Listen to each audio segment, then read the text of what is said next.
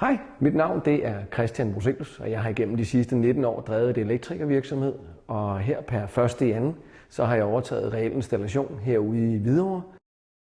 Reel Installation er et elektrikerfirma, der er blevet stiftet tilbage i 2000 af Ole Hyllestad Frederiksen og har ligget her på Arnhold Nielsens Boulevard lige siden.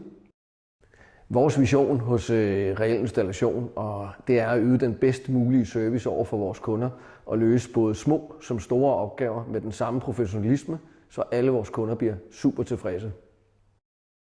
Fremtiden i Reel Installation det er, at vi skal vækste, vi skal blive nogle flere mennesker, og så skal vi få bygget nogle flere fagområder på forretningen, således vi kan blive en total teknikpartner inden for teknik og el. Fremtiden for Reel Installation det er at blive noget større og få bygget nogle flere grene på for nogle andre fagområder, såsom noget videoovervågning, adgangskontrol og tyverialarm, og så blive 20-25 mand.